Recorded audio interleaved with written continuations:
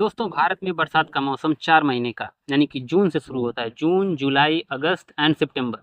Starting में तो ऐसा लगा नहीं था कि इतना ज़बरदस्त बारिश होगी, लेकिन अब जब मिड फेस आया, जब इस बारिश के सीज़न का जब मध्य अवस्था आई, तो पता चला कि जम्मू में, हिमाचल प्रदेश में क्लाउड बर्स्ट होने लगा। क्लाउड बर्स्ट का मतलब बादल फटने जैसा बारिश, यानी कि मूसलाधार बारिश ही होने लगी बीच में आकर के। और अब तो कहानी ऐसी हो गई है कि देश में ज़्यादातर बहुत सारी जगहों पर बाढ़ की ऐसी नौबत आ चुकी है कि लोग बेचारे बहुत ज़्यादा परेशान हो चुके हैं, और करें भी तो क्या करें। तो कहा गया है ना कि जब कुदरत का कहर बरसता है तो भाई साहब किसी की नहीं चलती, सिर्फ उसी की चलती है। लेकिन कुदरत को कहर बरसाने पर मजबूर कौन करता है? हम मानव। बात करते हैं दोस्तों उत्तराखंड की। तो अगस्त के महीने में ही क्लाउड बस्ट देखने के लिए मिल गया। क्लाउड बस्ट या फिर फ्लैश फ्लड कह लो। ये क्या चीज़ होता है? ये चीज़ होता है भाई साहब अचानक से ही मूसलाधार बारिश होना, जिसको बादल फट जाना कहते हुए उसी को बोलते हैं क्लाउड बस्ट।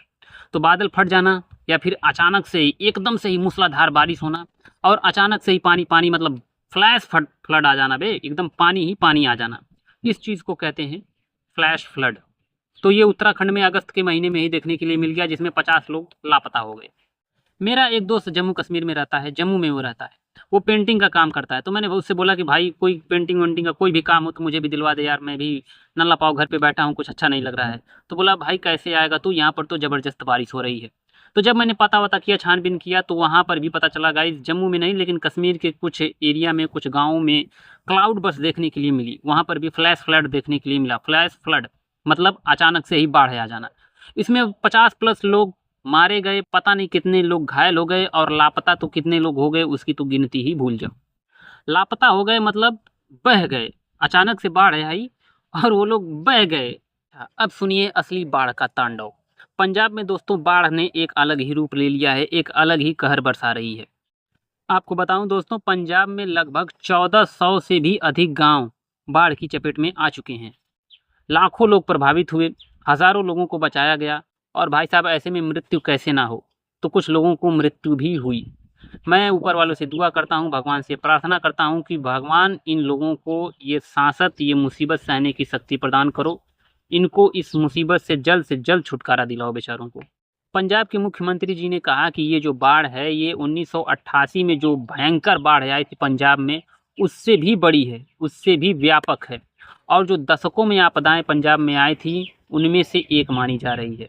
तो इससे आप अंदाज़ा लगा सकते हो कि ये जो बाढ़ पंजाब में आई हुई है, ये जो पानी, ये जो मूसलाधार बारिश की वजह से ये जो आपदा पर पंजाब में आई हुई है, ये कहीं ना कहीं बहुत ही ज़्यादा खतरनाक है भाई साहब। इसके साथ दोस्तों असम, मणिपुर, त्रिपुरा, उड़ीसा के भुवनेश्वर, बालासोर, ऐसी बहुत सारी जगहों पर बाढ़ ने बहुत ही भयंकर रूप ले लिया है, और इन सभी जगहों पर बाढ़ आई हुई है। लोग परेशान हैं, हैरान हैं और विचलित हुए हैं।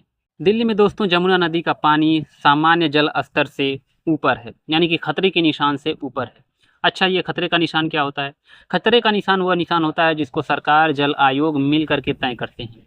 जब उस निशान को जल स्तर पार कर जाता है, पानी का स्तर जो है उस निशान को पार कर जाता है, तो शहर में रेड अलर्ट जारी कर दिया जाता है। इसका मतलब ये है कि बाढ़ आ सकती है, बाढ़ आने वाली है, या फिर पानी बहुत दूर तक रोडों पर, गलियों में, घरों तक फैल सकता है। दिल्ली में जो जमुना नदी का जलस्तर है, खतरे का निशान है, वो 205.33 मीटर है। लेकिन अभी का जो जलस्तर है वो 207 मीटर है। अब 207 मीटर, 205 मीटर सुन करके आप चौंक मत जाना, क्योंकि ये जो नापा जाता है ये समुद्र तल से नापा जाता है, सी लेवल से नापा जाता है। तो 207 मीटर है, यानी कि खतरे के निशान से ऊपर जलस्तर। वो रीज़न है गाइस जिसकी वजह से शहर के कई हिस्से जलमग्न हैं। बाजार, सड़क और कुछ दफ्तरों में भी पानी भर गया है। और आपको बताऊं तो स्थिति अभी भी स्थिर नहीं है। तो इस चीज़ को मद्देनज़र रखते हुए सतर्कता बहुत ही ज़्यादा ज़रूरी है। अब बात करते हैं दोस्तों हिमाचल प्रदेश की। लगातार मानसूनी वर्षा और भूस्खलन की वजह से बहुत सारे लोगों की मृत्यु देखने के लिए मिली है। अब कितने लोग मारे गए हैं एग्जैक्टली इसका डेटा मेरे पास नहीं है, लेकिन आप समझ जाओ कि लोगों की मृत्यु बहुत ज़्यादा हुई है। राज्य को आपदा प्रभावित घोषित बताया जा रहा है। इंग्लिश में बोलें तो डिसास्टर अफेक्टेड एरिया। कृषि, इंफ्रास्ट्रक्चर, गाड़ी मोटर, ये सारी चीज़ें मिला जुला करके जो नुकसान हुआ है राज्य का, वो लगभग 3000 करोड़ रुपए बताया जा रहा है। अब सुनो इसके पीछे के कारण। वैसे तो दोस्तों बहुत सारे फैक्टर्स हैं, बहुत सारे कारण हैं, बहुत सारे रीज़न हैं। एक तरह से ये प्राकृतिक आपदा है जिस पर किसी का भी बस नहीं चलने वाला। लेकिन मैं आपको कुछ गिने चुने फैक्टर्स बता देता हूँ, सुना देता हूँ। तो पहला फैक्टर है दोस्तों तेज़ मानसून और मूसलाधार वर्षा। जुलाई और अगस्त में जो मानसूनी हवाएं थी, जो मानसूनी लहरें थी, वो बहुत ही ज़्यादा देर तक टिकी रहीं और ज़बरदस्त काफ़ी ज़्यादा तीव्र रहीं, जिसकी वजह से नदियों के और बहुत सारे जो जल स्रोतों के जलस्तर जो थे वो बढ़ गए, ये एक बाढ़ का कारण बने। दूसरा बात है कि डैम से पानी छोड़ा जाना। पंजाब में और आसपास के इलाकों में जो भरे हुए डैम थे उनसे पानी छोड़ दिया गया, जिसकी वजह से जो तलहटी वाले एरिया थे, जो निचले एरिया थे, वहाँ पर बाढ़ का आना वैसे भी स्वाभाविक हो गया। कश्मीर में, उत्तराखंड में मैंने बताया आपको फ्लैश फ्लड और क्लाउड बर्स्ट भी आ गया। फ्लैश फ्लड मतलब अचानक से ही बाढ़ आ गई, जिसकी वजह से ये सारा कुछ, ये सब कुछ फैक्टर मिला जुला करके आज नतीजा ये है कि भारत देश के इन सभी जगहों पर, इन सभी राज्यों में बाढ़ ने खतरनाक कोहराम मचाया हुआ है। अब देखना ये है कि सरकार क्या करती है, सरकार कैसे कैसे कदम लेती है इन सभी रख रखाव के लिए। ये जितने भी लोग इस बाढ़ में प्रभावित हो रहे हैं, प्रभावित हो चुके हैं, और जो भी राज्य इस बाढ़ से जूझ रहे हैं, उनके प्रति सरकार का क्या एक्शन होता है, ये सारी चीज़ें देखने लायक हुए।